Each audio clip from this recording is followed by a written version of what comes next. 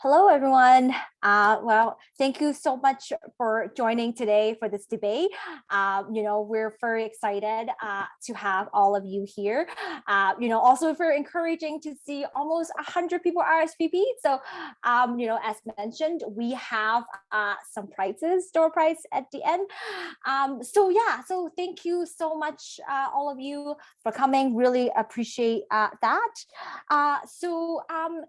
Before we get started, I would just like to introduce myself. So my name is Deborah, and I am the debate organizer for today. I'm also part of an organization called Engineer Without Borders, and we're very thrilled to have all of you and all the candidates here today. So with that being said, if we could go to the next part of the PowerPoint, Vivian, please.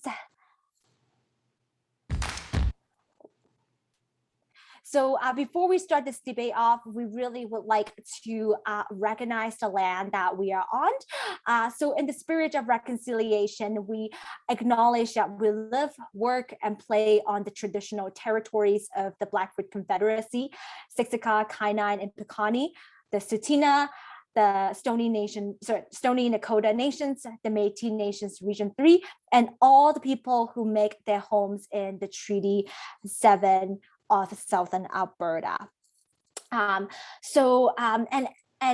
those of you who have not been to 100 Debates before, we would like to kind of do a bit of introduction before we start off the debate.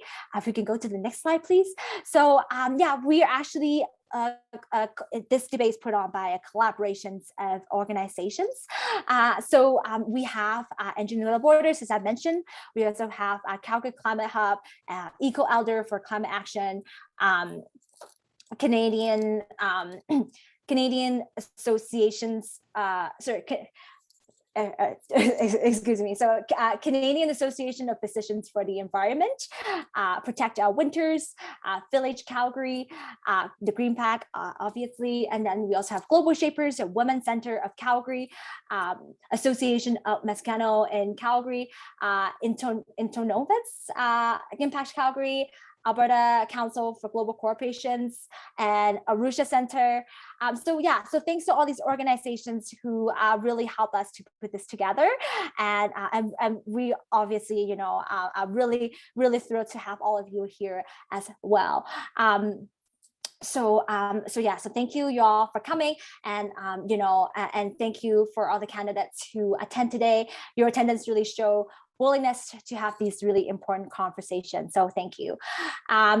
So before we get started on this, we would like to kind of go over a bit of some housekeeping rules. So for all the candidates and of course the audience, we ask that you be respectful. And at the end of the day, we are here as human beings, and I think that we can definitely respect each other at the debate and also in questions. And if you do have other questions, you can write them in the Q&A, and the Q&A, if you missed the chance to submit your question in the Google Sheet form before, you can actually submit your questions now, or if you have follow-up questions during debate, you can submit them. So if you put in a cursor, you should have like a toolbar underneath, and it should have a Q&A button there. So if you click on that, you should be able to send your questions in, and we'll have 2 public questions at the end of the debate. So and as you might already know, the sessions will be recorded. So, and I think that this is kind of the wonderful part of technology and having a virtual debate is that you can hold your candidate accountable. So isn't that wonderful? So with that being said, I would like to introduce our moderator for tonight. So our moderator for tonight is a wonderful human being, Adia Chaudhry, who is the president for Engineer Without Borders in Calgary Professional Chapter. And, he is probably one of the most, he gets things done, and he's probably one of the really active community advocates that I've known in my life. And in his daytime, he works as a consultant and obviously an engineer by profession, and also received his top 30 under 30 in 2019. As an engineer himself, he cares a lot about climate change and how we can move forward. So we're really excited to have him tonight. And Adi, if you would like to turn your camera on so that people can see you, wonderful. And with that thank you so much. I will pass this on to Adi.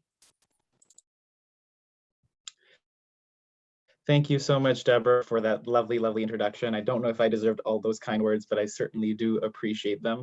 Hello and welcome to 101 Debates. I am so excited to be your moderator. We have a very exciting lineup of questions and an amazing array of candidates here today that will be answering them and hopefully giving you a bit more insight into what they stand for and what their parties stand for, so that you can make the most informed decision and exercise your most fundamental democratic right when you go to the polls on Monday, September 20th. So without further ado, let me start bringing in our candidates. I'd like to start by introducing Juan Estevez Moreno from the New Democratic Party. Juan, please turn on your camera and give everyone a lovely wave so we know that you are with us. Hello, and next I would like to invite Sabrina Grover, who is from the Liberal Party. Hello, Sabrina, welcome to our debate.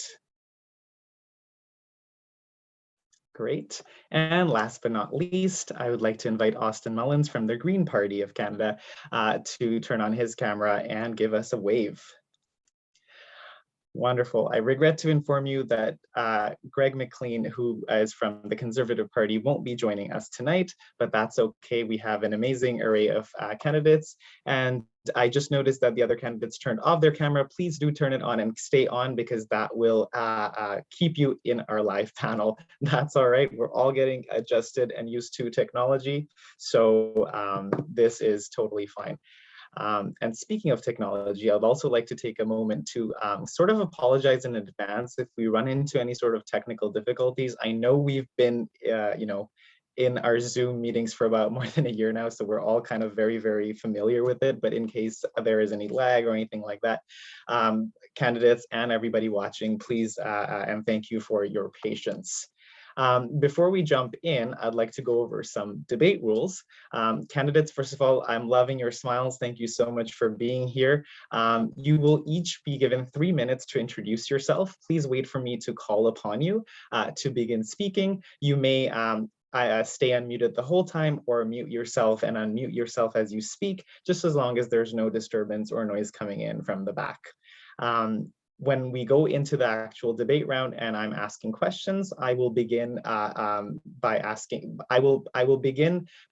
the question and then calling upon you to answer. So at that point, please, if you are muted, unmute yourself, or if you aren't muted, just continue speaking. You will have 2 minutes to respond. As you can see, there's a blue sky timer on our panel list as well. This timer will let you know how much time you have left. I urge you, please stick to your time. If you do not, I will have to interrupt you and cut you off. And if it gets to that point, I will not hesitate to mute you as well. Once you have responded to a question, each candidate will have 1 minute per question of rebuttal. You will only get 1 rebut per question. So if you have more to say, I'm afraid that you will have to wrap it up within that 1 minute. Again, I will be very vocal about letting you know when your minute is up, so please respect that. And finally, at the very end, we'll allow you all a minute for any final words to wrap up before we conclude our debate. Do you have any questions? Does that all sound fair? Can I get some nods? Yes, no? Awesome, that's fantastic. Thank you so much. So before we get into our questions, I'd love to give you each an opportunity to introduce yourself. Remember, you have 3 minutes per each of you to introduce yourself. Why don't we start with Sabrina? Please go ahead. Thanks so much, Aditya.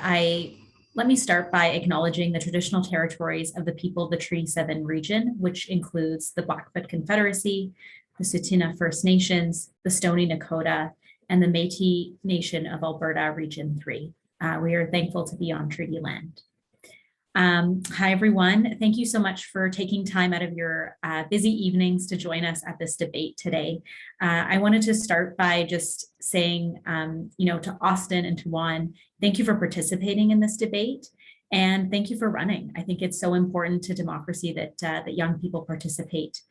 A little bit of background on myself. I see the Global Shapers here, and I was actually lucky enough back in 2018 to work with the Global Shapers as part of the Youth G7, which I chaired. And so, I think for the organizations that are here doing this hard work, building up that nonpartisan and engaging conversation around town, that's so important to building a community. I got into politics when I was young, when my early 20s, and I did it because I fundamentally believed that young people needed a voice at the table. And, we've always said young people are the voice of the future, and I disagree. I think young people are the voice of today. And that passion has motivated me to continue being involved in politics and is what's driving me to run for this seat today. One of the most key messages that I want to bring forward here is to say that at the end of the day, Calgary needs more Canada and Canada needs more Calgary. And we need a seat at the table that is progressive. We're in Alberta, and there wasn't a single seat that wasn't conservative in the last election, except for one in Edmonton. Sorry, my apologies. We were painted blue from top to bottom. And, at the end of the day, progressives love to finger point at each other. We love to argue with each other, but that's not what's at stake here. And we just had a premier come on TV. I'm sure some of you maybe watched, and some of your blood pressures might be high because of that. Conservatives have failed us in this province, and we cannot let that be the case for the country. I'm so excited to talk about climate, and I'm so excited to talk about these important issues that are at stake here. But at the end of the day, the most important issue right now on our minds is ending the COVID-19 pandemic. And we need leadership that is able to do that. And right now we are watching our province crumble under conservative leadership. And so this is a choice between a progressive voice and a conservative voice. And that's what I'm going to talk about today. Thank you so much, Sabrina, for such a lovely introduction. I'm going to ask Juan if you could unmute and tell us a little bit about who you are and what you stand for today. Yeah, absolutely. Well, I want to thank you for inviting me today to this forum/debate. And I want to acknowledge the Treaty 7 rights and Métis Nations land that we are on today. So I was born in Colombia. I moved to Canada at a young age. I grew up in Lethbridge, Alberta, which is just 2 hours south of Calgary here. I grew up in a working class family. My dad was a heavy duty mechanic, and my mom worked part-time in retail to help make ends meet and also take care of me and my younger sister. I've been working retail, blue collar jobs ever since I was 15. I often helped my dad fix cars in our backyard and eventually a garage. And at his work, I worked as a laborer. I've done landscaping, so I really know what the sweat, blood, and tears that go into blue collar jobs and how hard working class Canadians work every single day. I attended the University of Lethbridge, where I got my degree in finance and marketing, and learning. And I used the knowledge that I learned to help my mom launch a business in Lethbridge. She runs a pretty successful food truck there. She runs it with my dad now. And during my degree, I learned all about how our current economic system works, how labor is exploited through capitalism, and it really put things in perspective of how the system is rigged. to help the rich and the corporations. And so I got into politics because I want to change the system to really empower workers and working class Canadians. Here in Calgary, I also sit on the board of Calgary-Outlinked, which is an LGBTQ organization. I am their treasurer, and we have been working on anti-racism framework within the organization to create a more equitable organization within the community. And yeah, and that is a little bit about who I am, and I want to bring a true progressive voice to Calgary-Centre. Thank you very much for that wonderful introduction. And last but not least, Austin, may I ask you to introduce yourself to our audience? Yeah, of course. So first I want to say thank you, of course, to the organizers. I was really excited about this debate because we're touching on a lot of topics that are really important to me. So I'm excited to be here, nervous, but excited. I also want to acknowledge the Treaty 7 territory of the Blackfoot, Tsuut'ina, Stoney Dakota, and Métis Region 3. And so yeah, my name is Austin Mullins, and I'm in this race to hold other candidates accountable to what I think Calgarians actually need from their elected reps. I believe I represent a unique intersection that is not often represented in Ottawa. I'm only 23, I'm queer, I'm working class. I work 2 jobs as a barista right here in Calgary-Centre. I'm a transit user. I'm not a former oil executive or a fancy lawyer. And don't get me wrong, I do think we need all those voices at the table to help solve the issues of our time. But the voices like mine are so few and far between in Parliament that we often go unheard, and I'm here to change that. I'm in this race to represent the people who raised me, the workers, the drug users, the houseless, the uneducated, and all the friends and neighbors I grew up with along the way who were always left to fend for themselves. I was the first person in my family in 4 generations to attend university. My mom had me when she was 17. She was a single mom for years. So I really understand, what people want from their government and what they often do not get. My family was never represented in Parliament. Most of them don't even vote. They don't understand the voting process. They don't understand how government works, what government is supposed to do for them. And I think, the system has been built purposefully to do that, to keep people sort of uneducated and so that they can't use their voice. And I want to help educate those people, especially young people. And so I'm here on this virtual stage speaking up for every family like mine, from the single moms, to the huge families living in 1-bedroom apartments. I've got your back, and I will do my very best to hold the other candidates accountable to what you need. And if elected, I will be a champion for you as the next member of Parliament for Calgary-Centre. Thank you. Thank you. Thank you all 3 candidates for excellent introductions. I am very moved to actually get to know you a little bit better myself, and I wish you the very best in your political endeavors. Before we are about to jump into our first question, but before we do, I just want to quickly remind you that you will each have 2 minutes to respond. I will do my best to circulate who starts the answer. However, since all of you will get to answer, don't worry, everyone will have a chance to respond. Once everyone has responded, you will be able to rebut.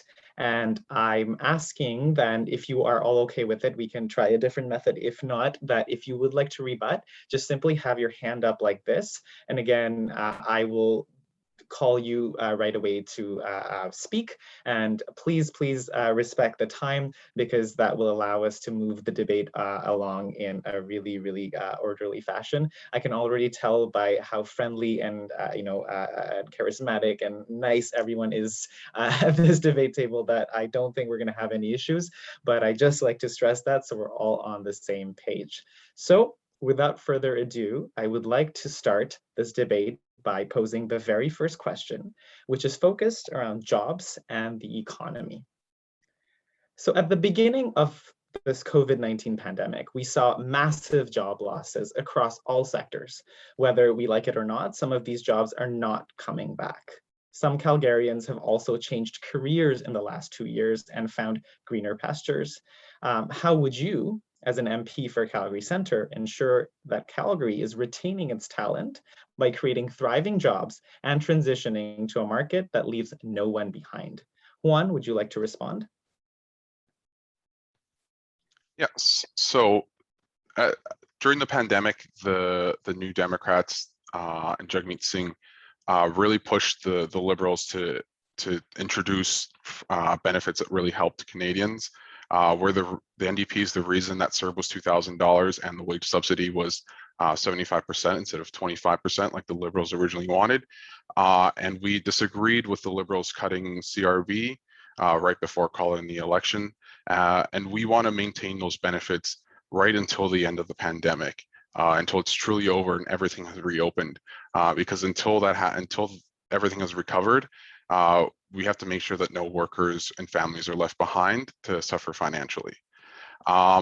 In terms of recovering from the pandemic, once it is over, we have to ensure that it puts the workers first. The workers are the backbone of Canada. They're the ones that provide the value and all the products and services that they produce.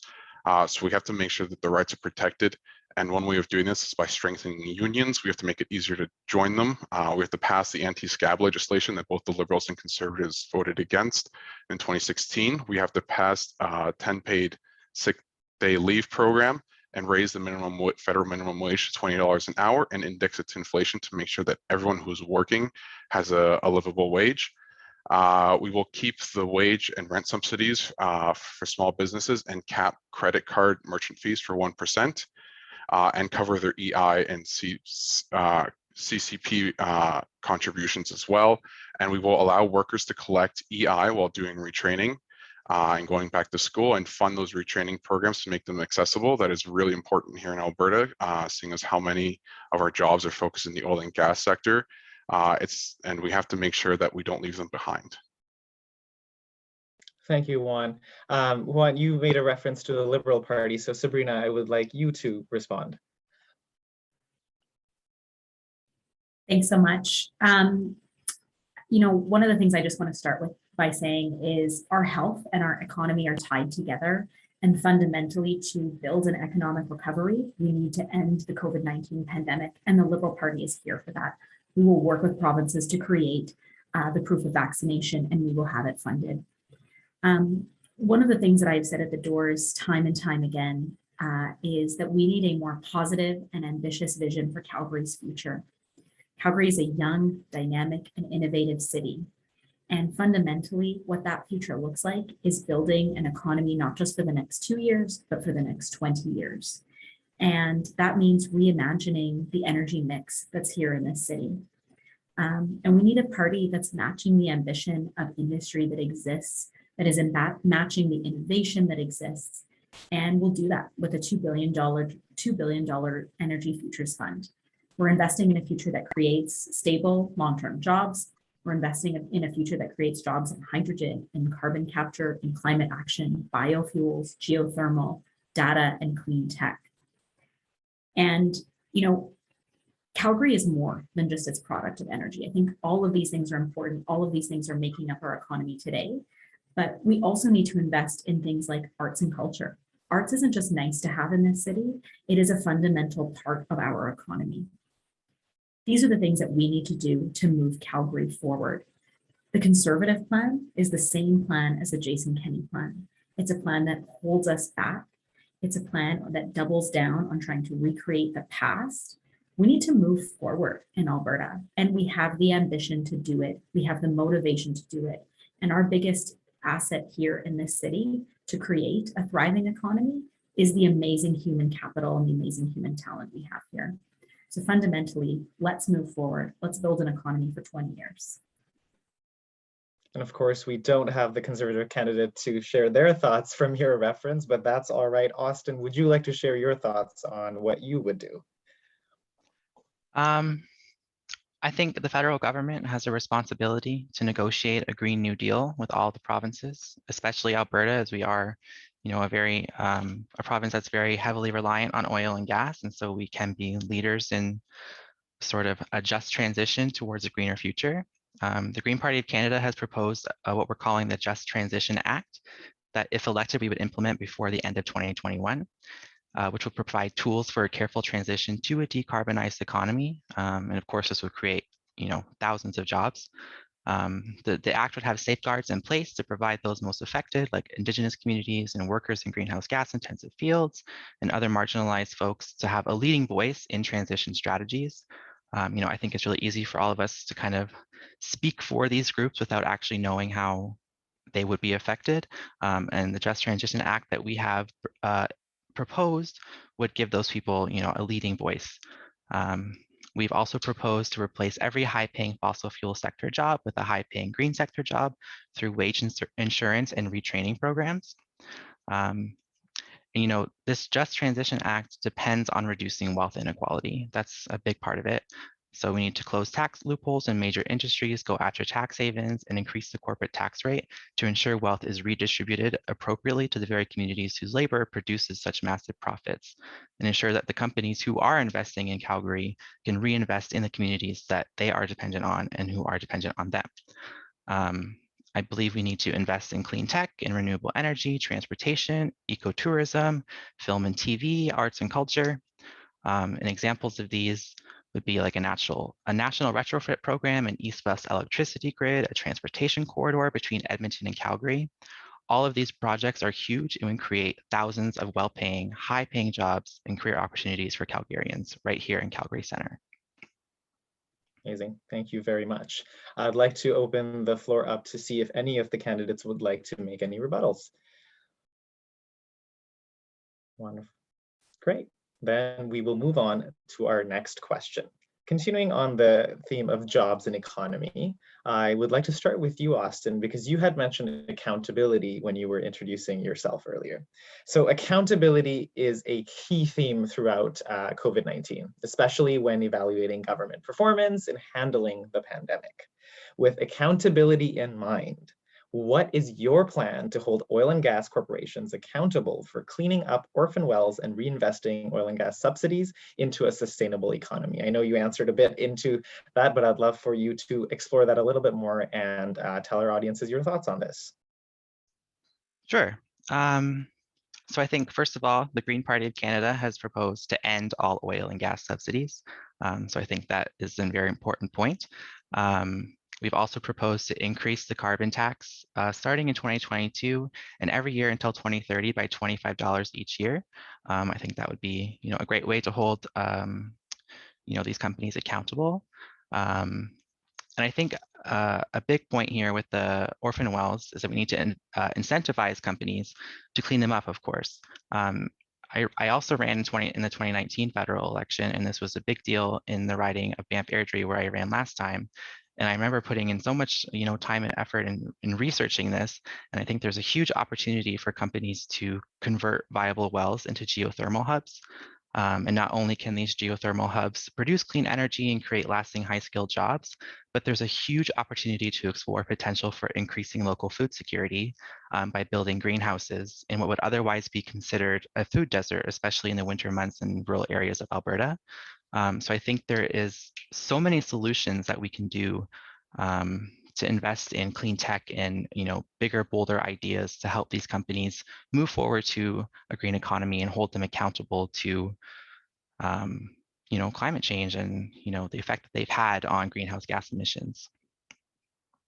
Thank you. Thank you, Austin. Juan, what will you do and the NDP do to hold these oil and gas companies accountable? Yeah, so the NDP has proposed to end all oil and gas subsidies and put all of that money back into investing into green alternative energy. The climate crisis is very real, and subsidizing profitable corporations doesn't make any sense. No matter what side of the table you're on. If you believe in capitalism, you shouldn't be subsidizing profitable companies. If you believe in the climate crisis is real, we shouldn't be giving them any money. And we have to hold them accountable to clean up their own orphan wells. If they don't clean it up, then we should bill them the cost for cleaning them up. This should not fall onto the taxpayer in any way, shape, or form. Now, I know accountability during the pandemic was a big thing, and I want to touch on companies that that accepted the wage subsidy and then turned around and gave their shareholders dividend payments and stock buybacks.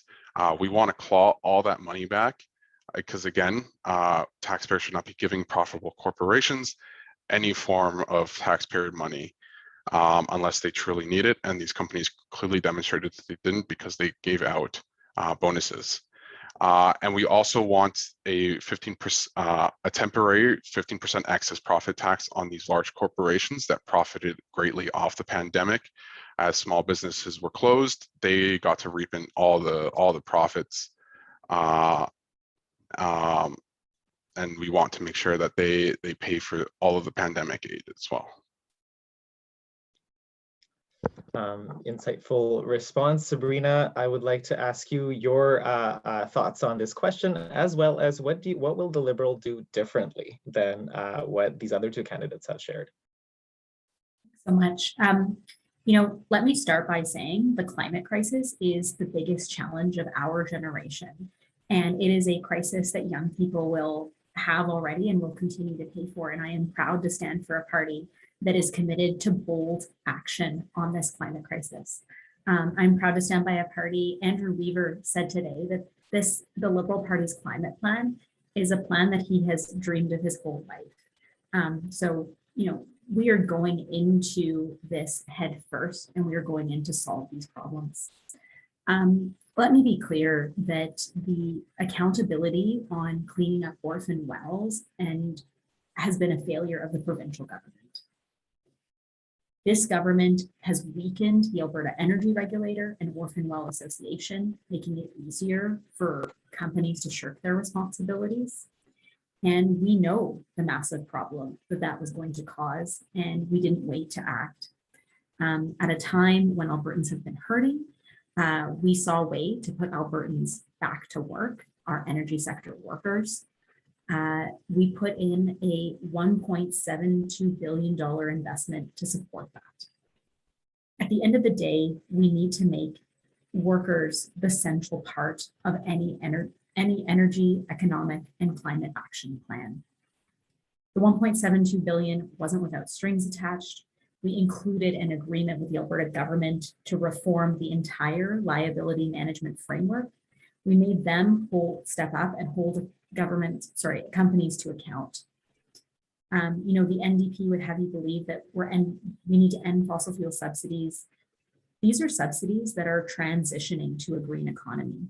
These are subsidies that are allowing us to support workers, and we fundamentally stand behind workers. Thank you. Would any of you care to comment further on any of your other responses? Right, in that case, we will, Juan, please go ahead. Your time starts now. Yeah, I would like to comment on what Sabrina said about not ending the oil and gas subsidies. These oil and gas companies are the ones that have profited off the destruction of the environment and the planet. They have known about the effects of climate change for decades now.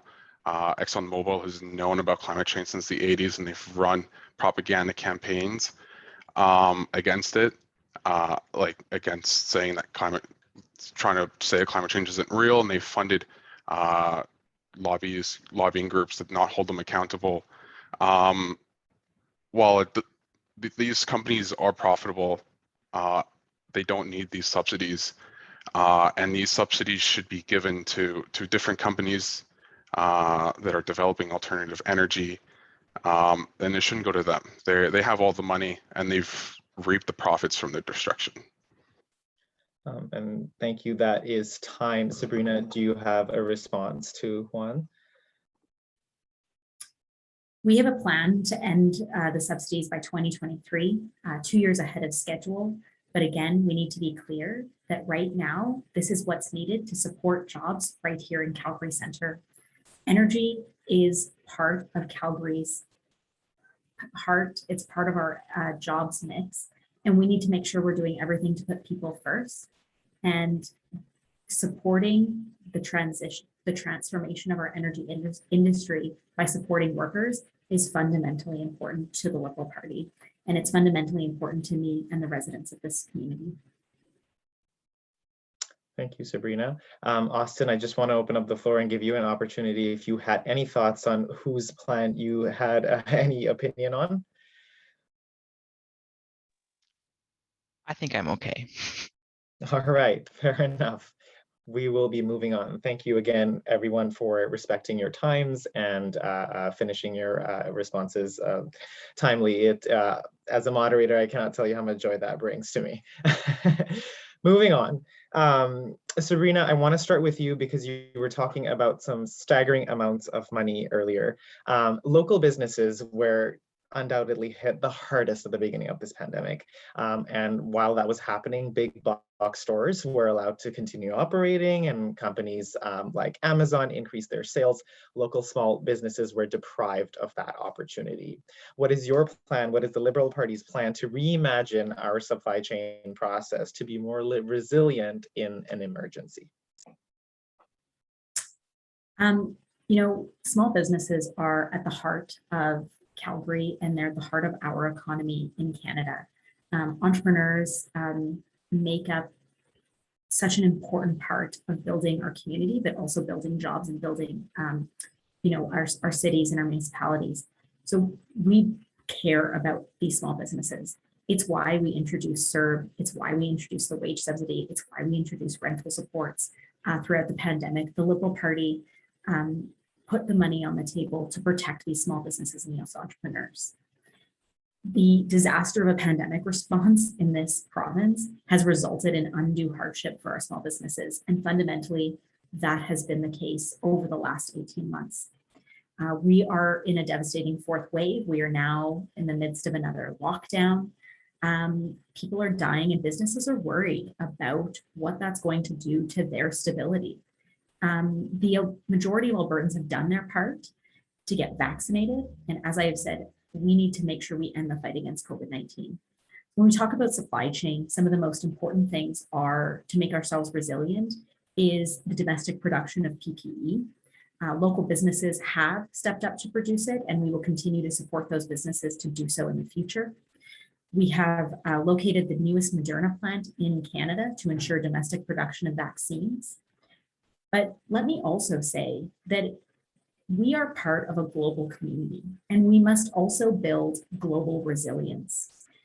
The Liberal Party has been at the heart of signing significant trade agreements that have strengthened our economy and the global economy. And, as we've said so many times during the pandemic, we end the pandemic here when we end it everywhere. And we need to prioritize global resilience as part of supply chain management.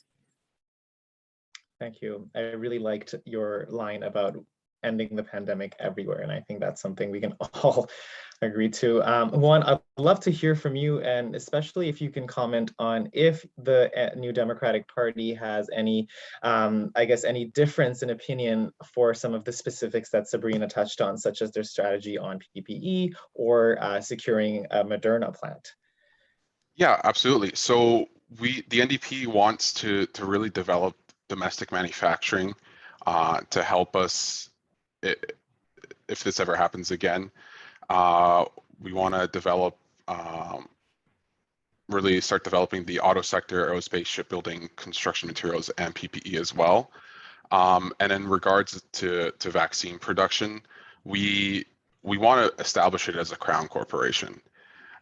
We don't like establishing a Moderna plant is great and all, but it should be owned by the Canadian people. And the only way to doing that is through a crown corporation to make sure that we have proper domestic vaccine production. And we also don't believe that these vaccine patents should have been allowed, especially considering how much public money was funded into the development of the vaccines. These patents only benefit these corporations and prolongs the pandemic by not allowing countries in the global south to manufacture their own. As we saw, the richer countries in the west were able to buy up all the supply. Even if we are donating some to COVAX, Canada itself dipped into that supply. And so we want to make sure that the vaccine production and distribution is much more equitable. And we want to develop, we want to work with provinces, municipalities, and labor leaders to develop a national industrial strategy and help support and develop our steel and aluminum industries along with all other manufacturing sectors as well. Thank you. Austin, I'm going to come to you, but I have a quick question for you, Sabrina. Much of Juan's criticism was of the current government's plan on how they distributed the vaccine. And given that that happens to be the Liberal Party, do you have any thoughts in the form of about 1 minute? Please share your thoughts if you have any. I am proud of the work that Anita and Ann did to deliver the vaccines across Canada. We were able to deliver vaccines to our most vulnerable populations immediately as they came in. We have First Nations and Indigenous people vaccinated at an incredibly high rate. And I am so incredibly proud that we were able to procure vaccines for all Canadians well ahead of schedule. Some may remember that the Conservatives noted we wouldn't be vaccinated till 2030. And we're first in the world for vaccination. We must continue to work on ending the fight against the pandemic. We must continue to ensure that people get vaccinated. And we must now make sure that those who are vaccinated have a proof of vaccination so that we can get back to normal. Thank you. Austin, thank you for your patience as well. I would love to hear your thoughts and your party's thoughts on how you would reimagine our supply chain, but also if you could comment on some of the perspectives that the other two candidates shared on how they would manage the response to the pandemic. Yeah, so when I first read this question, I interpreted it a little differently, and my prepared notes are all about supporting small businesses. So I, of course, think that, reimagining our supply chain process is very important, but I also think it's not necessarily a very partisan issue. I think there are a lot of great minds in the government who are not partisan, who brought the success of the Liberal Party, and who any party that would be in power in a pandemic can sort of claim as their own. And I think no matter what party is in power, we have the tools in Canada, we have the resources to respond to a pandemic accordingly. I think what we need in the future is more cooperation between provinces, and we need all parties to sort of come together and stop making these big issues such partisan gains. And I think all parties are guilty of that. And so I do want to touch on some things I had some written down here for supporting small businesses. I think in an emergency, I want to have a Canada where no matter what emergency it is, whether it's a pandemic or it's a climate-related emergency, that everyone has the resiliency that, if businesses are forced to shut down, people are not going to have to worry about feeding their family or having a roof over their head. So the Green Party of Canada has proposed things like a guaranteed livable income, free tuition and student debt cancellation, affordable housing policies. And I think all of these, coupled with reimagining our supply chain process, means that the next pandemic or the next big emergency, we would have more resiliency, and it wouldn't be such a big deal to focus on things like CERB and all these other programs when people are already supported prior to an emergency. And the Green Party of Canada has proposed to hold the small business tax rate at no more than 9% and ensure all new legislation considers the impact on small businesses. And I also think we need to strengthen the Lobbying Act, because the only reason that big box stores were allowed to stay open is that they had, an army of lobbyists in the government, going to bat for them, whereas small businesses didn't quite have that.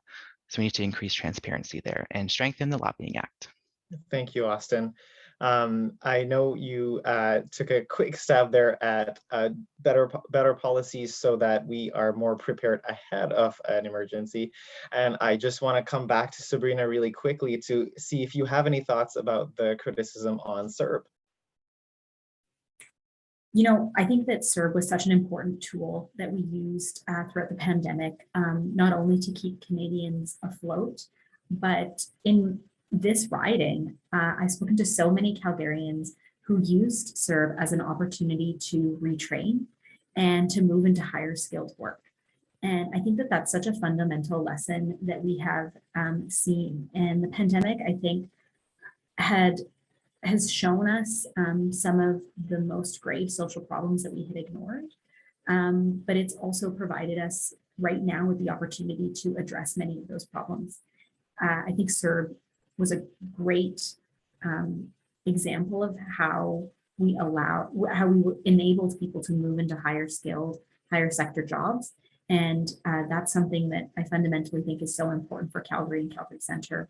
And I would work very hard in this government, if re-elected in this government, to make sure that we continue to support people in their employment choices that way. Thank you. And Juan, we certainly did not forget about you.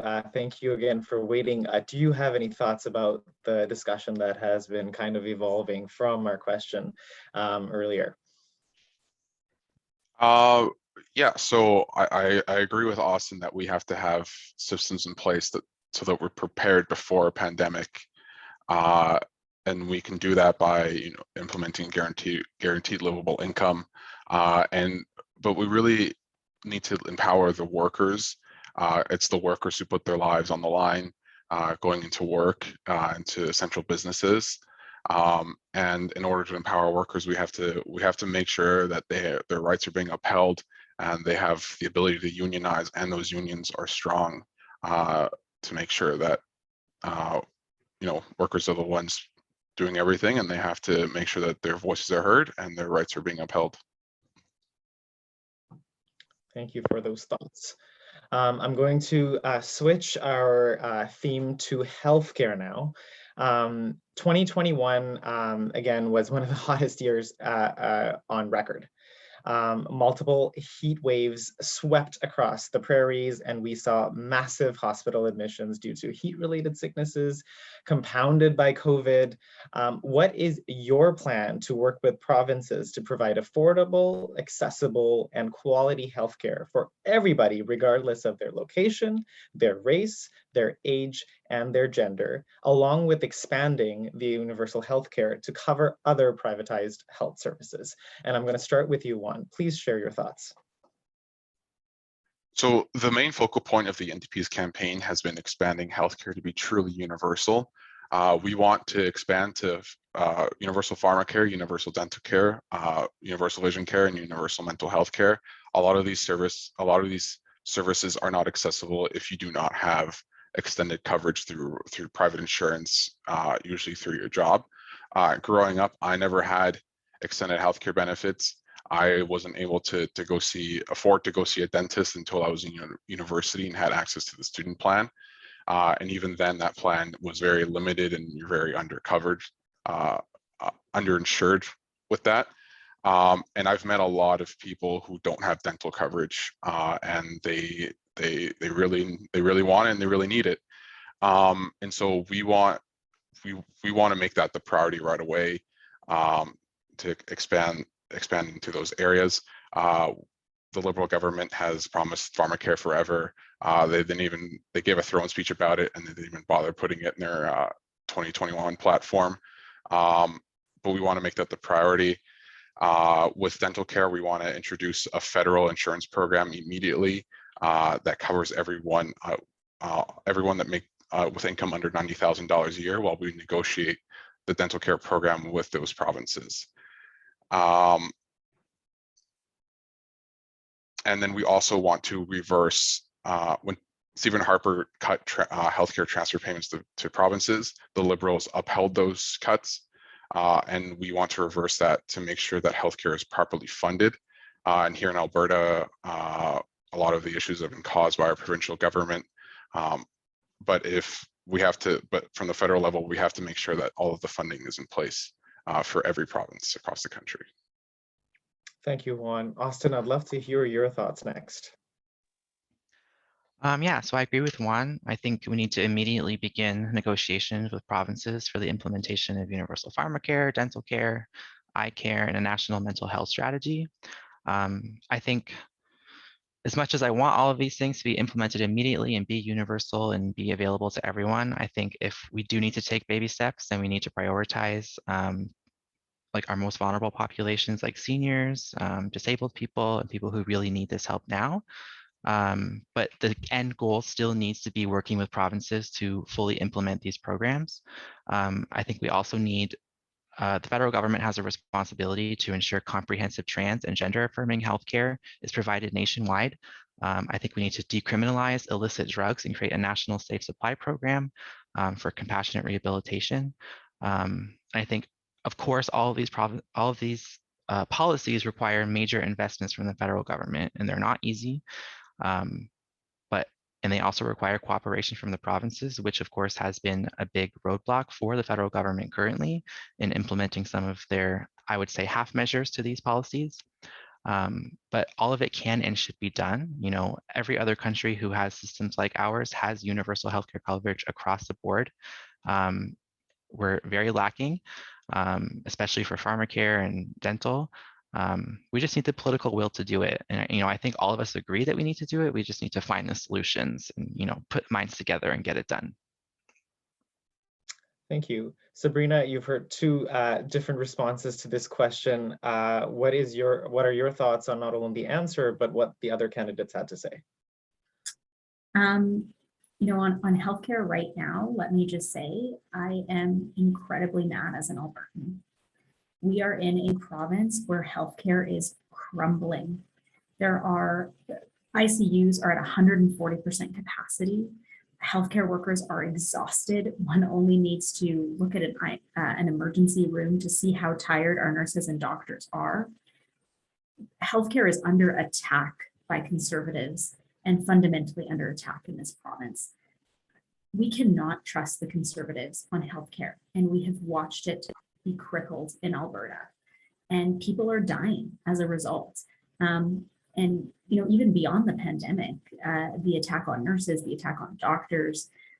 My own family doctor has left practice, leaving me and my family unprotected with you know, a family general practitioner.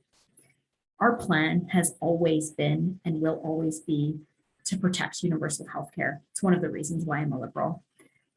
Conservatives want to privatize our systems. We've seen it already happen in this province with the response to COVID. And that's the choice, is do we continue to put universal health care and put our doctors and our healthcare systems at the top and as our priority? You know, 8 out of every $10 in pandemic health supports came from the federal government. We have a plan to support to hire over 7,500 doctors and nurses across the provinces. And we have a plan to address the opioid crisis and make it easier for people with problematic substance abuse to access treatment. But at the end of the day, this is a choice where we have to uphold our existing system or let it crumble. You know, one of the most important things I've heard from people on the ground is that we need to protect our healthcare workers. Thank you.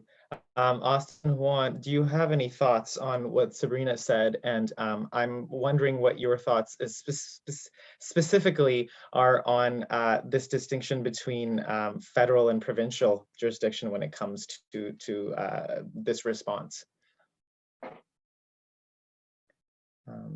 Austin, please.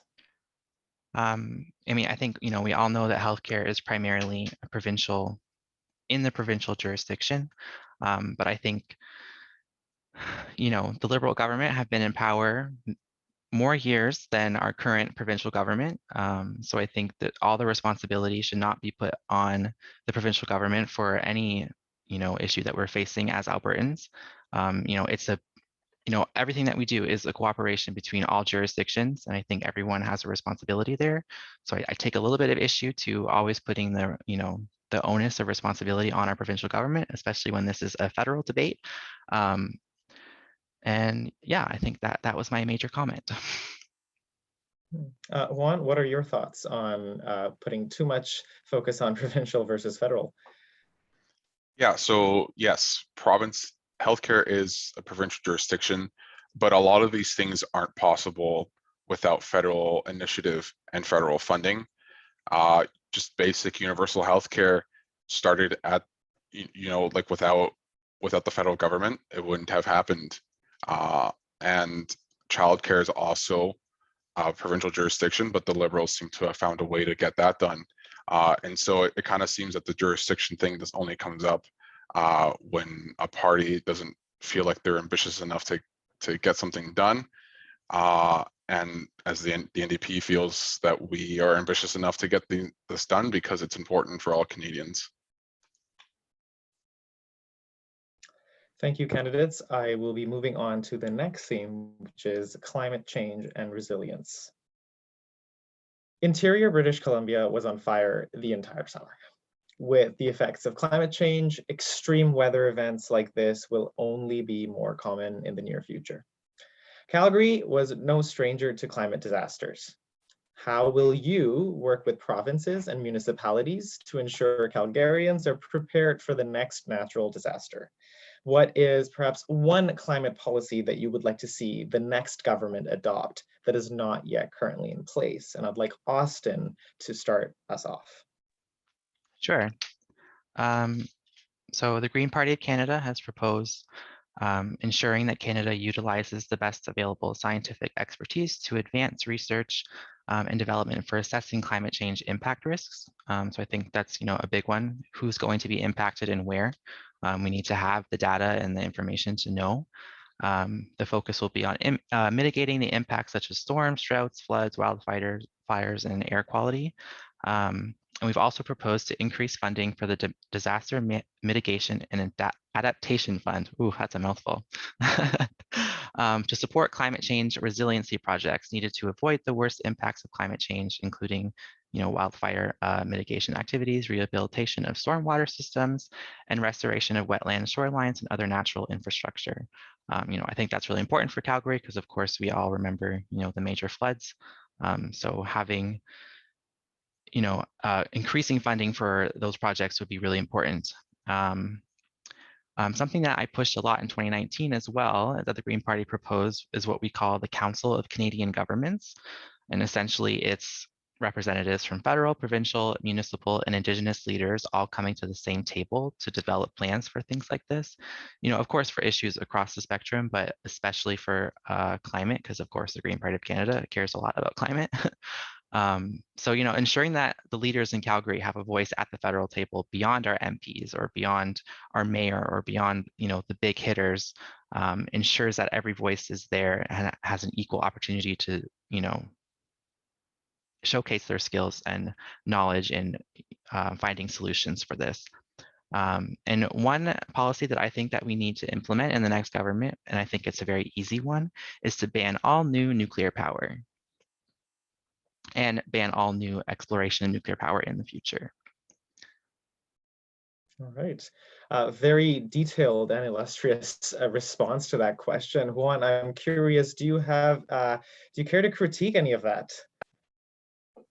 Do you just want to critique or my full response? I mean, if you want to elaborate from your critique into your response, go ahead. But if you prefer either or, I will leave the decision up to you.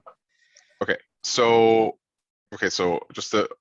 I agree with almost everything Austin said. My only real critique is banning nuclear energy. Nuclear energy is a very effective way of generating clean energy. And we should really look into ways of developing it.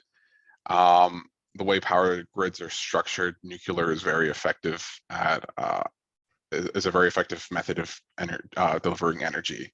But I'll leave it at that and answer my answer to the question. So we want to develop a national crisis strategy that's working with provinces, municipalities, communities, and in Indigenous communities to help adapt infrastructure to the changing climates and extreme weather events.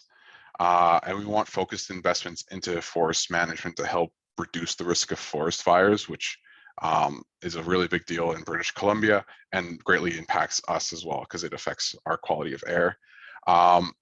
And we also want to strengthen the Canadian Environmental Protection Act to better help protect Canadians from companies dumping toxic materials into our waterways and from just everyday products as well. And we want to strengthen the environmental impact assessment process for coal mines and new expansion projects. This is a really big deal here in Alberta. Jason Kenney wanted to start mining in the eastern slopes no good reason. And we want to make sure that there's a lot of things put in place to prevent that from happening. And the federal government can do that. And we have to make sure that all of these efforts uphold Indigenous treaty rights. This is their land, and everything that we do has to run through them and make sure that they're okay with it. I will allow another 30 seconds since you went, if you have anything more to add. The only thing I would add is that, you know, we have to start rapidly transitioning away from fossil fuels and reducing our emissions if we want to mitigate the worst effects of climate change.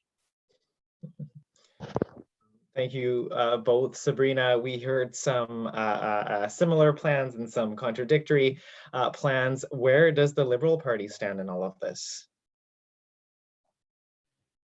You know, as I said right off the top, I think the climate crisis is the biggest crisis of our generation. And I think that that is why the Liberal Party has a bold and ambitious plan and has been working on this plan for the last 6 years. And it is a plan that has been given, you know, the highest endorsements by those who are experts in the industry. I was here in 2013 as well, like Austin. It was supposed to be a 1 in 100-year flood, and we have seen increasing climate disasters since then. And that is why, you know, we need to, that's why, you know, in Calgary alone, we invested in the Springbank Dam right here in Calgary-Centre so that we are prepared for that next crisis, should it happen. It's an investment in homes, but it's also an investment in people and climate resilience. We have the best climate plan that supports both Canada and Alberta. And, you know, municipalities play a key role in that. And it's why we gave them $1 billion through the Federation of Canadian Municipalities. It's why we invested $42.5 million to create the Climate Innovative Fund. We know that we need to work on solutions at all levels to build climate resilience. We need to make sure that we are working with communities like the Climate Hub. We need to make sure that we're working with municipalities. We need to make sure that we're working with provincial governments. Let's talk about what we've done. We have a 2035 clean electricity standard and a clean fleet of vehicles. We've put a price on pollution, increasing to $170 a ton by 2030. We have a clean fuel standard, lowering the emissions of the fuels we use today. We have banned single-use plastics. We have billions invested in renewables, and we have electric vehicle investments, which includes building national electric infrastructure. Thanks, Calgary, Sabrina. Sorry, oh. I know your timer didn't work, so I just allowed a little bit over time, and I was just looking for a good spot to stop you. I apologize, that was something on our end, but thank you very much for your response. Austin, I'm curious, do you have any thoughts on the Liberal plan?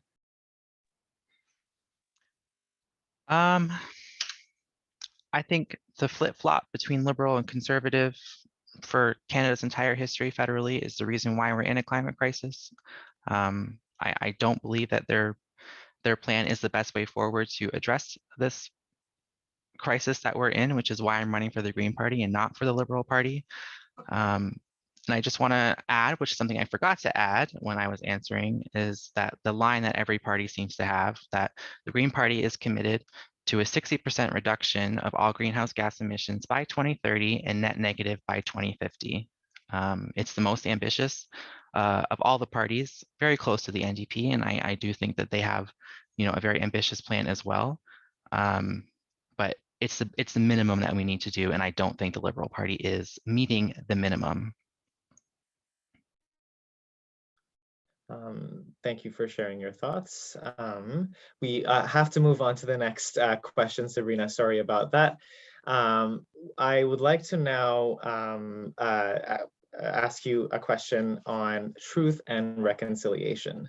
Now, this is obviously a topic that has received some more recent spotlight due to some of the discoveries that we've been seeing, and obviously a move towards wanting to learn more and educate ourselves. With that being said, the discovery of the mass graves at a former residential school in Kamloops was undoubtedly disturbing, with 6,000 more now unearthed across the country. and the ongoing systemic violence against Indigenous peoples is still not being addressed. If elected as a member of parliament, what is your plan to implement the 94 calls to action by the TRC in a meaningful way? What is your plan to address ongoing systemic oppression against Indigenous peoples? Juan, I'd like to start with you. Yeah, absolutely. So reconciliation is a part of Canada's future. Canada is a colonial nation built on stolen land from Indigenous people. Implementing the calls to action from the Truth and Reconciliation Council is the bare minimum that we should do to reconcile with our colonial past, and we have to do it rapidly. The Liberal government hasn't taken any meaningful steps into implementing the calls to action, and the NDP is committed to addressing all of them right away, and also providing clean drinking water to all Indigenous communities. I do want to point out that providing drinking water does not count as reconciliation. That's a basic human right. It should have this shouldn't even been a big issue to begin with, and the Liberals have failed their own goal of providing water to all communities. And we really have to also stop taking Indigenous kids to court. You know, the survivors of the child welfare program were awarded $40,000 each from the Canadian Human Rights Tribunal. And Justin Trudeau has spent a lot of money and legal resources fighting those children in court for no good reason. We want to just pay out that money and stop wasting time in court and help them and just provide the payouts to help those survivors, And I do want to add, while this isn't in the NDP's platform, if we would really truly want to achieve reconciliation within Canada, the only true path is through land back, which is something I 100% support as a candidate.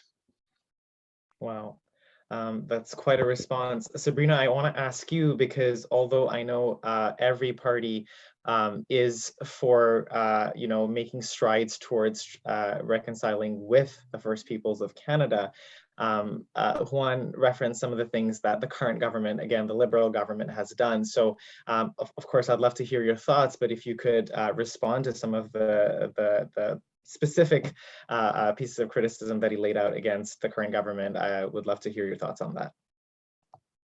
Let me start by saying that my heart breaks every time we find a mass grave.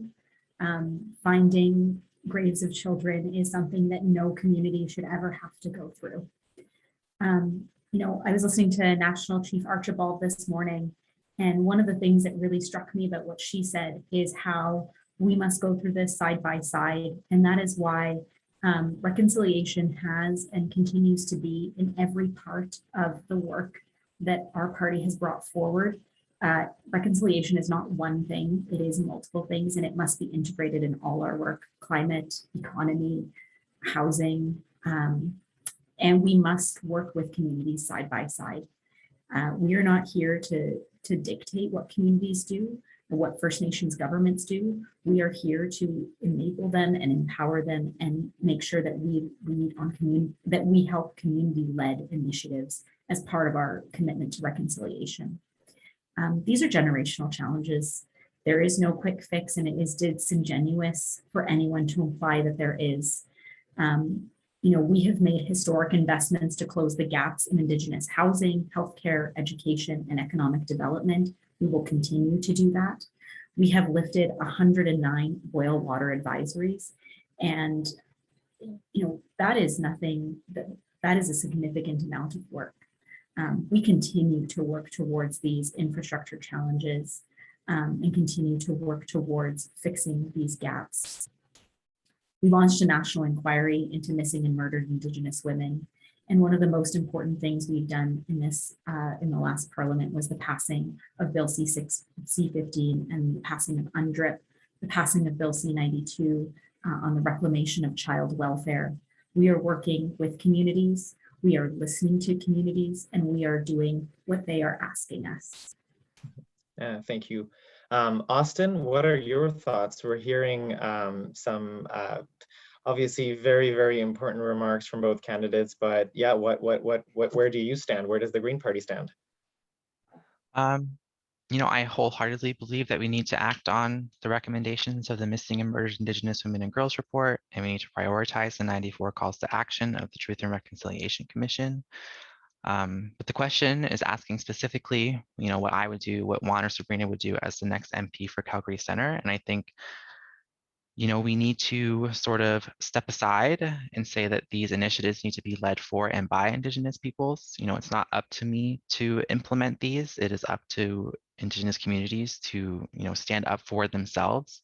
And I think that is the crux of the issue, where yes, it's a lot of work, and yes, the Liberal government has done a lot and they've also failed on a lot, but so would any government in our current system. You know, our system was built, you know, on the backs of Indigenous people. You know, we are a colonial state. You know, anything we do is, there's going to be wrongs, because that's just the way that this country was built. Doesn't mean that we can't, you know, go towards a better future, and we are, and we should continue that. But all the tools are laid out for us by Indigenous people. And I think a lot of people, you know, I see so many people speaking on these issues who are not Indigenous. And I just want to see more voices who are actually impacted by this actually speaking in the halls of power, and ushering in that change and kind of holding us accountable as the people who have the privilege to run for office, whereas many Indigenous people do not, because of the way that we've, you know, impacted their communities as a colonial state. So we just need the political will to come together and actually listen to the voices who are most impacted. Thank you. Thank you. A very powerful perspective indeed. Juan, Sabrina, do you have any thoughts? I saw some nods from both of you as Austin was speaking. Is there anything you'd like to challenge or add on to? Please. You know, I just want to reemphasize what Austin has said here as well, that we need to do things alongside communities. We need to build action together. You know, our party has either completed or underway 80% of the TRC calls to action, and we are doing that alongside communities. And I think it is so important to remember that, again, these are challenges of generations, but we have an opportunity to fix these challenges. We have an opportunity to build a better Canada with reconciliation as the only vision for our future.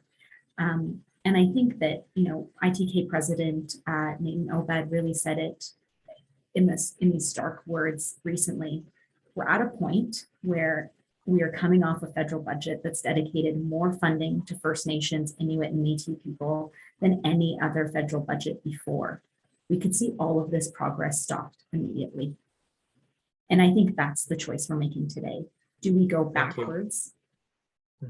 Thank you very much. Juan, I'd love to hear a quick response from you about a lot of similarity that we're hearing between Sabrina and Austin when it comes to this topic. Yeah, I agree that any efforts for reconciliation has to be Indigenous led. And we have to work alongside community with them. It is a daunting task, but we have three parties here who are all committed to doing it, and if we really put in the effort, it can get done. But yeah. Thank you. We will now move on to our next question, which governs the topic of affordability. When the pandemic hit, we know members of our BIPOC community, newcomers, women were more negatively impacted than others. What is your plan to make sure all Calgarians, especially marginalized populations, have their basic needs taken care of in a dignified way? Sabrina, would you like to start us off? All across this country, we saw Conservatives blame BIPOC people for the pandemic. In reality, people of color, Black, Indigenous people were hit the hardest out of this pandemic. And I think that's a really important point to note. The Liberal Party was there for those frontline workers that were hit the hardest. In Alberta, we had $1.8 billion on the table in supports for healthcare workers, essential workers, educators, and energy workers. And in Alberta, we saw how the crisis hit people of color with the Cargill crisis. We can't let that happen again. We need to put people with BIPOC communities at the forefront of our work. We are doing that by investing in holistic solutions. $10 a day childcare makes life more affordable for families. It allows families to participate in the economy in a way that is sustainable and contributes to their livelihoods. We've created a national housing strategy, an ambitious plan to invest over $72 billion in making housing affordable, addressing chronic homelessness. Just during the pandemic, we launched the Rapid Housing Initiative, creating over 9,000 units in affordable housing, including right here in Calgary. But let me also be clear that one of the fundamental changes we need to make to address any issues that BIPOC people are facing is to address systemic racism. And this party has been consistently on the side of addressing racism. We have an anti-racism strategy. We have worked hard to reduce systemic racism in healthcare. And as a person of color, I fundamentally think that that is one of the things that will change how BIPOC communities are able to be included in our society. Thank you, Sabrina. Austin, Juan, Sabrina had stated how the Liberal Party has been here for us during the pandemic. I'm curious to know, do you agree, do you disagree? If you want to elaborate from that answer into your response for this, I will allow up to 1 more minute so your rebuttal is combined, but the floor is yours, whoever wants to take that.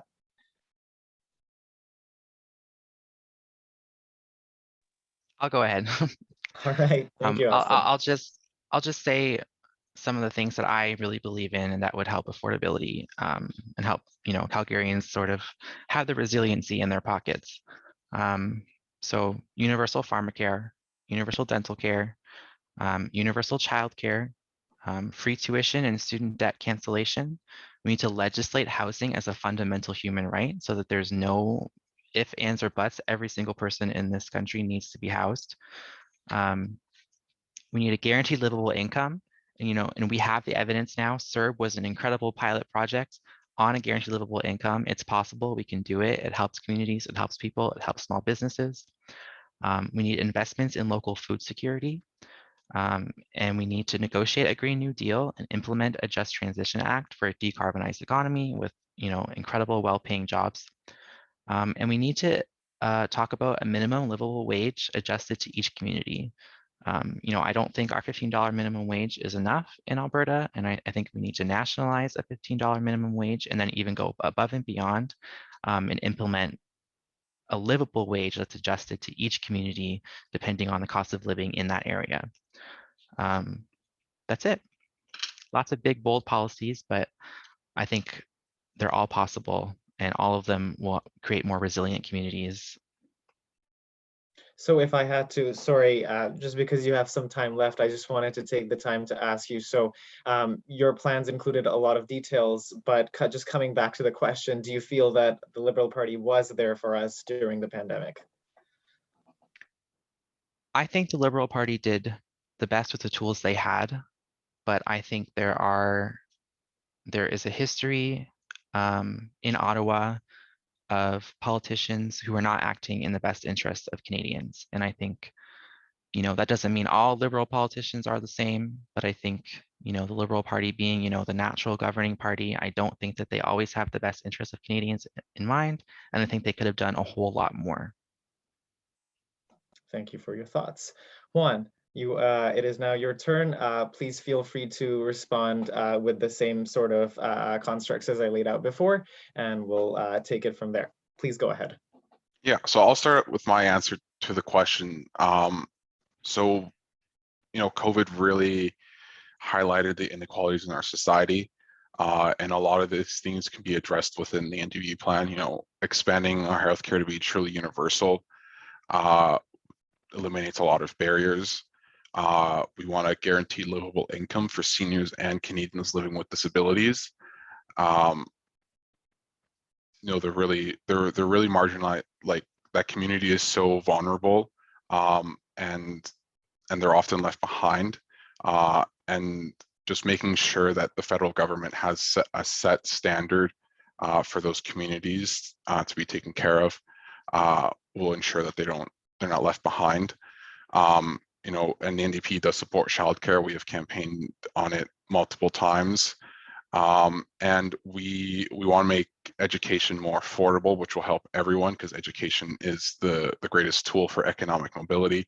I personally experienced that myself growing up in a poor working class family. I was able, through my education, I was able to climb up. But student loan debt is a huge barrier to that. That's why we want to extend the grace period to 5 years. Eliminate all interest on federal student loan debt and forgive up to $20,000.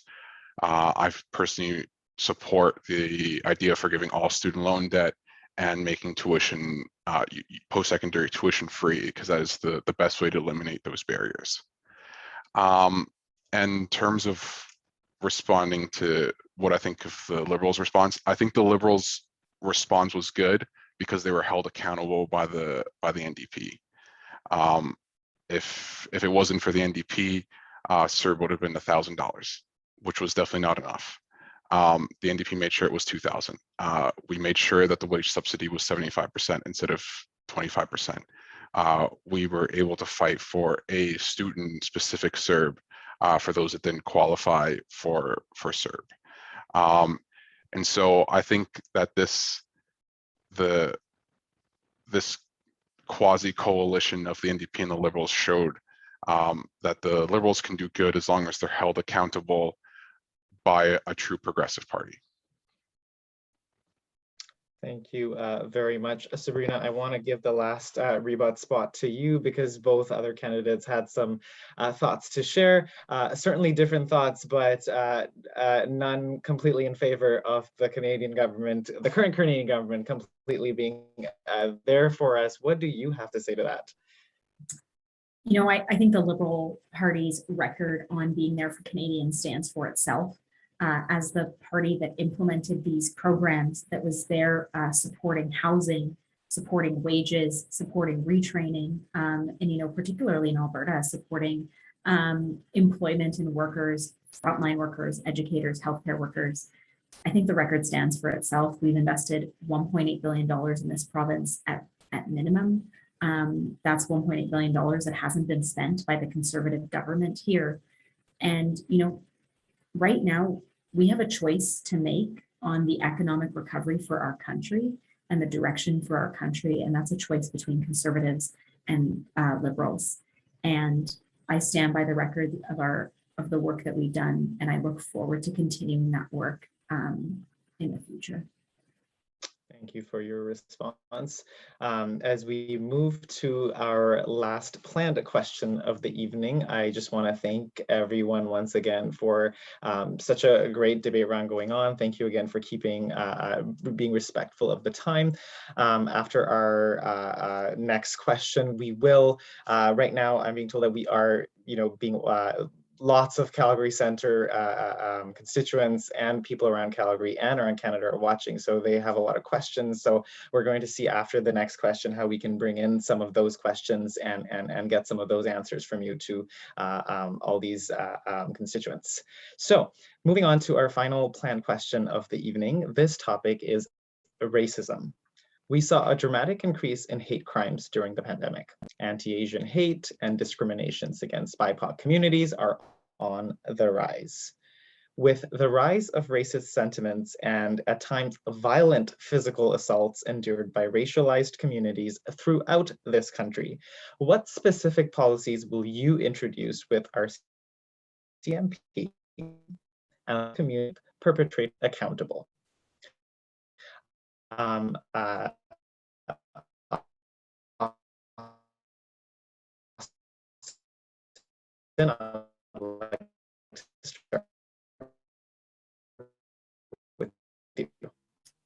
think you're cutting out. I don't know if that's happening for everyone. Okay. Could you repeat that? Okay, am I back? Can you hear me now? Okay, then I will repeat the question and apologize for the technical difficulties. It's a good thing I apologize in advance because I knew this might have happened. Okay, so the question again is that we saw a dramatic increase in hate crimes during the pandemic. Anti-Asian hate and discriminations against BIPOC communities are on the rise. With the rise of racist sentiments and at times violent physical assaults endured by racialized communities throughout this country, what specific policies will you introduce with RCMP and local communities to keep all perpetrators accountable? Austin, I'd like to start with you. If you can hear me, please go ahead. Okay. Sorry, gathering my thoughts here. So the Green Party of Canada has proposed sort of what we're calling the 4 R's for the RCMP, which is to reduce, reallocate, review, and record. I don't believe that the RCMP as an institution now is set up or is capable of protecting, vulnerable BIPOC communities or Indigenous communities. So we've proposed this plan. So reduce means limiting the RCMP and its funding to its core role. We want to conduct an immediate and comprehensive review of the RCMP for its role in policing municipalities and other duties that they have, and identify areas for detasking the police and reducing police spending. We want to reallocate that spending to invest funds that are divested from police services in social and community services to keep communities safer. These social community services are more effective in preventing and reducing crime, strengthening individuals and communities, and creating a more just society. We also want to review.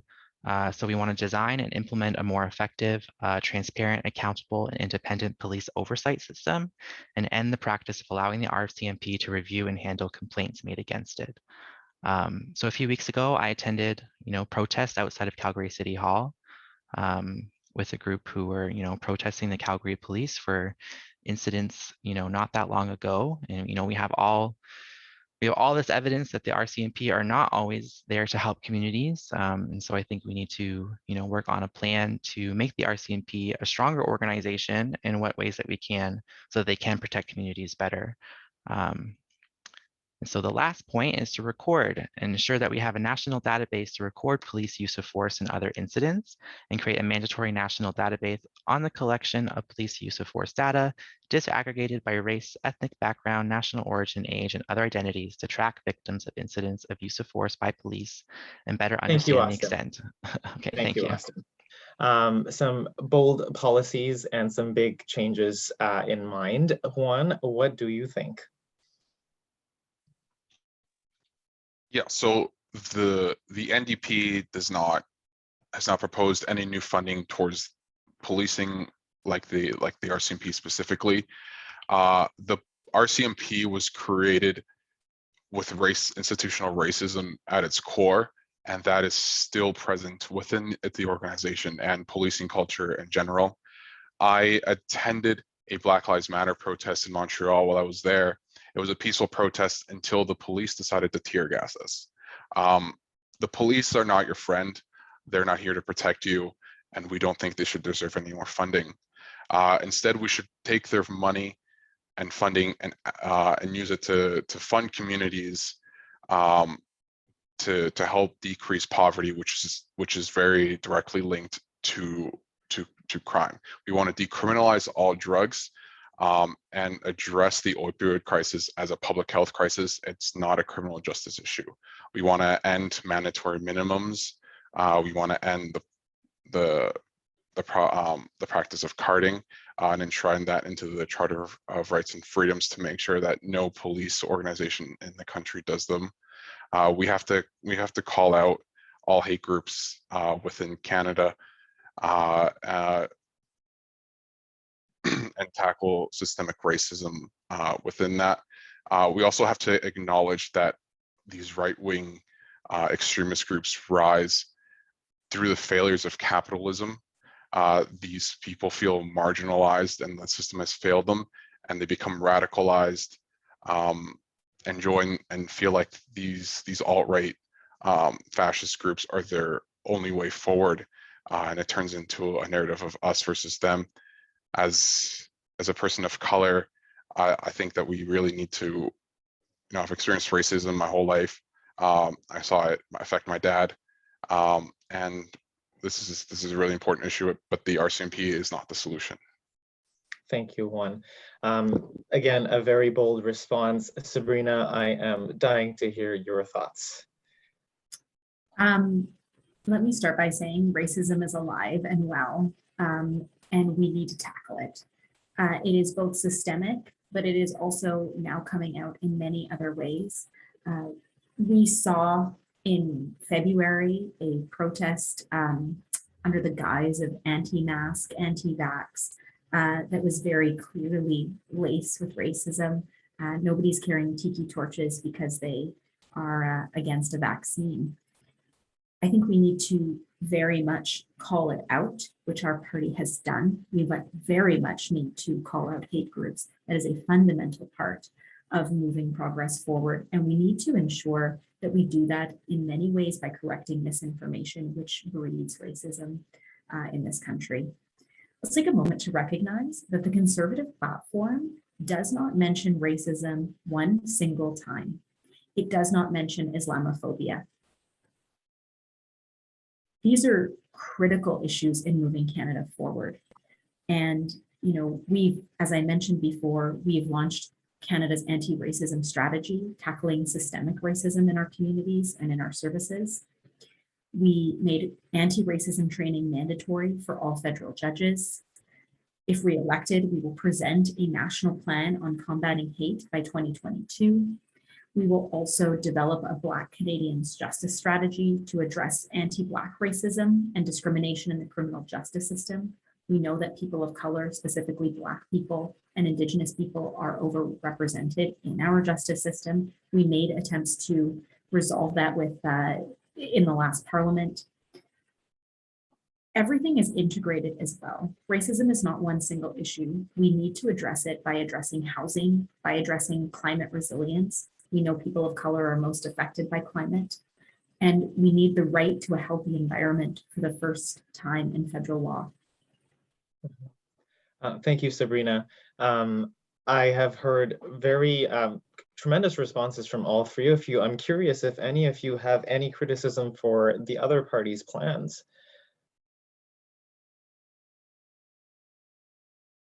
Yes, Austin, please go ahead. I don't necessarily have criticisms, but I have something to add if that's okay. Sure, go ahead. So as a queer person, I owe the rights and freedoms that I have today to Black trans women. It's very important to me. And, I wish I mentioned it in my original answer, but it sort of came to me after. I'm committed to being, a voice for, ending racism in Canada in the best possible way that we can. Because, the reason why I have privilege today as a queer person is, Black communities who have stood up for queer people. And just like with the, reconciliation with Indigenous peoples, this, transition should be led by BIPOC people. And so it's not for me to stand up here and say, I'm going to end racism. I want to, give a platform to those voices. That's it. Thank you very much for those words. Sabrina, Juan, do you have any concerns about any of the other parties' plans on how they want to lead this solution? And if not, do you have anything else you'd like to add? Maybe 30 seconds.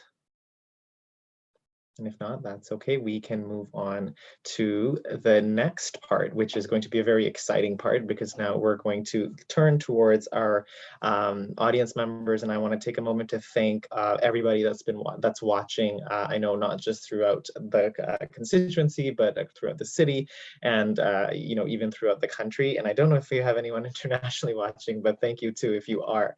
I'm going to now invite Aaron Bird, who has been part of the organizing committee behind this debate, and also leader and a champion of fair trade in Calgary. I'd like to invite her onto the panel to conduct the next portion, which is going to be asking the people's questions.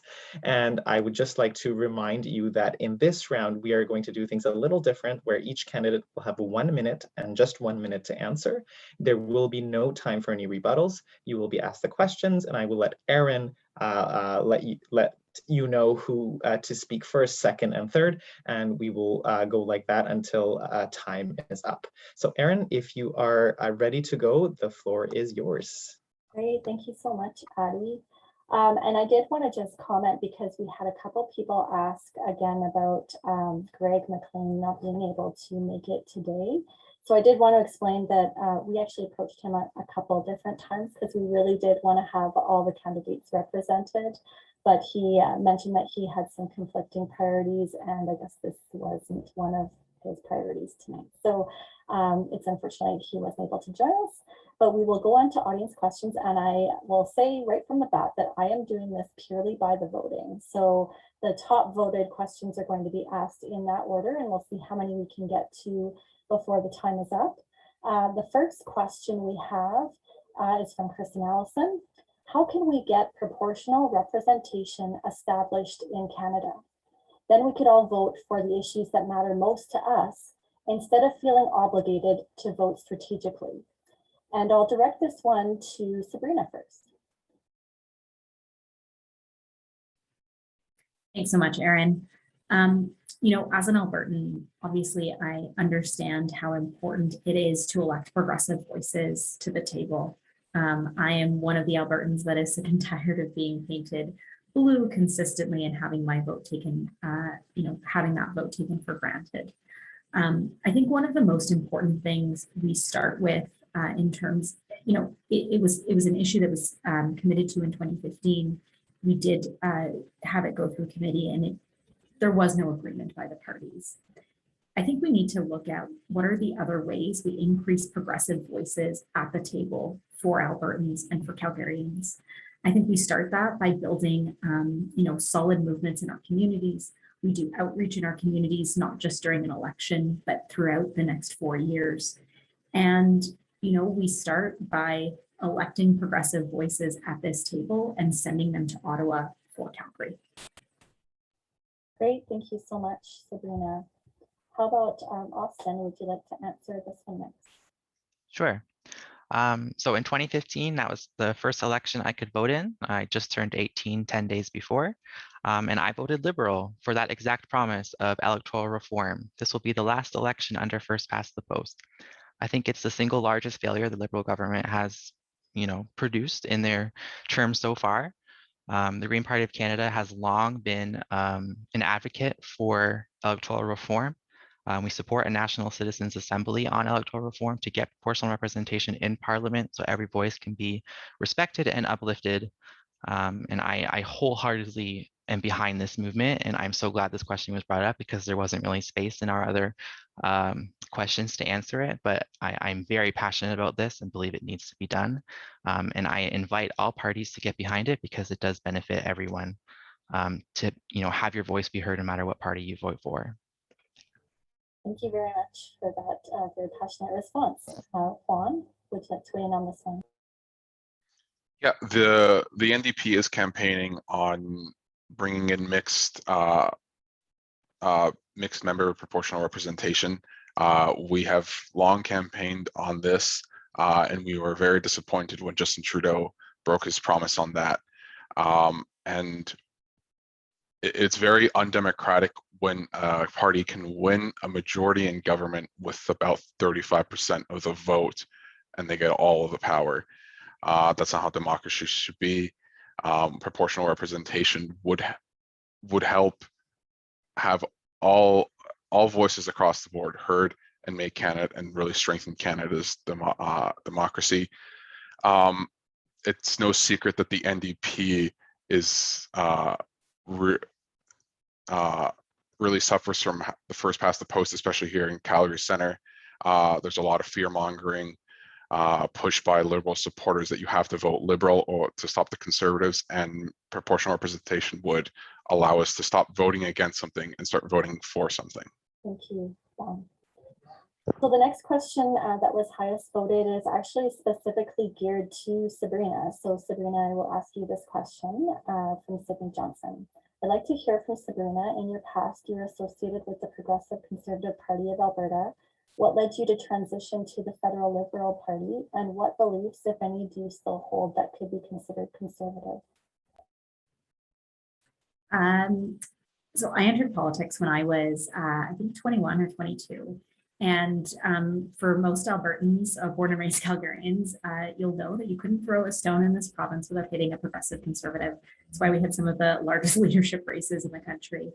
You know, I entered politics in a way that was easy for me. They were on campus.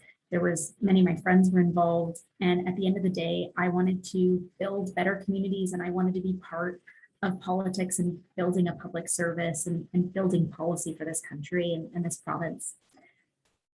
I have been involved with that party, and I have watched conservatives and conservatism just move so far beyond where the PCs used to be in this province.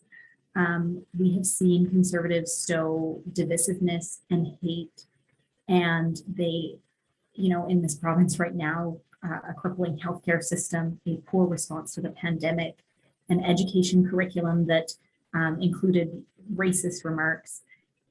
I think at the end of the day, we should allow people to move across the political spectrum as they do, and we should embrace the change. Thanks, Sabrina. Sorry to cut you off there. I'm going to go on to the next question. So this one is from John. Given our recent experience with CERB and other pandemic relief measures, would you support a guaranteed minimum income for all Canadians? And I'll direct this question to Juan first. Personally, yes, I do support a universal basic income. It would be a mass, it's a very useful tool to eliminate poverty and wealth inequality within Canada. And it would, poverty and class struggle is the main issues. We are like the root of almost every issue we're facing, and they're perpetuated thanks to capitalism. So I would 100% support a universal basic income while it's not in the NDP's platform. Thank you, Juan. How about Austin? Yes, 100%. From the first day that Annamie Paul was elected leader of the Green Party of Canada, her first press conference, she touched on the need to transition CERB into a guaranteed livable income. This has been a Green policy for years. We've been pushing for it for years, and I wholeheartedly agree with it and think that we should move forward with it. Great, thank you, Austin. And Sabrina? You know, I think CERB gave us an opportunity to see how important it was to be able to provide people with the supports that they need, especially to transition into higher income jobs by using their time to retrain. I think the pandemic allowed us to see the benefits and the engagement with CERB. We need to fix our systems for the most vulnerable and the most marginalized, and we need to provide the supports for those people. I fundamentally believe that some of our changes will come through these learnings through CERB. We'll need to refine our employment insurance system as well.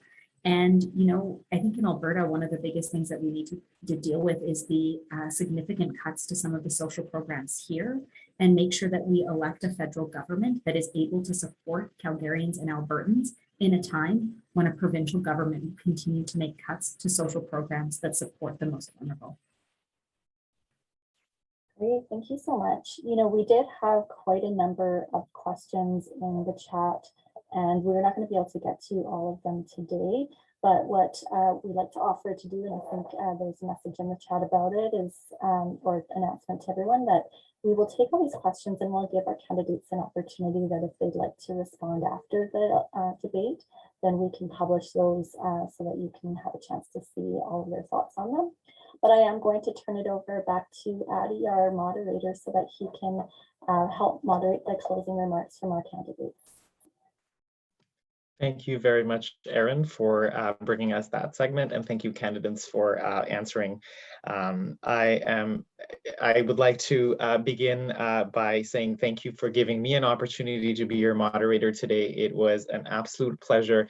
This is the first time I have taken upon such an engagement, and I hope that I have, done some justice to it. It was an absolute pleasure, and I had such a great time chatting with all of you. And once again, thank you, audience members, for coming and listening to all of us this evening. Before we move towards our closing remarks and the ending of this debate, I'd like to give each of you an opportunity of 1 minute to share some closing remarks. I will be going in the exact reverse order as I introduced you. So Austin, will you please share your closing remarks? Your timer will start as soon as you speak. Thank you. I'm in this race to hold other candidates accountable to what Calgarians need from their elected reps in the government at large. We need universal childcare, we need accessible, affordable housing, we need to offer free tuition, student debt cancellation, and skills-based retraining programs for displaced oil and gas workers. We need local food security, we need a national safe supply program to address the opioid crisis, and we need to end the stigma by decriminalizing illicit drugs. We need major investments to continue expanding our transit system and start developing a wider inner-city public transit network in Alberta. We need comprehensive trans and gender-affirming healthcare right here in Calgary. We need action on climate, and for Calgary, that means a Green New Deal to respond to the inevitable green rush and work to meet a bold climate target of 60% reduction in emissions by 2030 and net negative by 2050. We need transformative action. A vote for Austin Mullins and Calgary-Centre is a vote for all of this and more. Thank you. Thank you, Austin. Sabrina, your closing remarks, please. Thanks so much. And thank you to everyone who's attended. And thank you so much to my great colleagues who participated with me. I think as we look at this debate tonight, there seems to be more agreement than disagreement in this room. The difference is that our plan is a bold vision on climate, on housing and affordability. It is implementable, it puts people first. And it's not just me saying that. It's not just Justin Trudeau saying that. It's the experts agree across the board that this is the plan for Canada. I am running because I want to stand up for Albertans and for Calgary-Centre residents and to speak to these challenges and to speak to solutions for our community. We represent a progressive voice in the city, and we need to elect a progressive voice to the House for Calgary. Thank you so much, Sabrina. Last but not least, Juan, will you please share your closing remarks with us? I believe that the NDP has the most ambitious and progressive platform of the major parties that have put forward. We want true universal health care. We want to make education much more affordable for everyone. We want to tackle systemic racism, and we want bold action on climate change. Canada has flip-flopped between conservative and liberal governments throughout its entire history. And throughout that time, the rich have gotten richer, the poor have gotten poorer. And we need a party that truly stands up for workers and strengthens workers' positions within Canada. And I believe that the NDP is the party that do that. And I do believe I'm the most progressive candidate that was put my name forward. And it's time that we change the flip-flop between liberal and conservative. Thank you very much. And my time with you has come to an end. Once again, it was an absolute pleasure. Thank you so much for sharing this conversation. And I'd like to invite Adrita Hawk next up to the virtual stage to close us out this evening. Wow, I absolutely loved that. So thank you.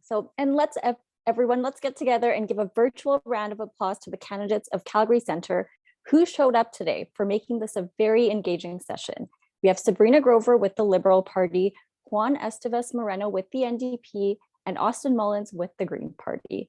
We know it's been a busy month, especially with 2 other debates this week, so we really appreciate you showing up for your constituents tonight.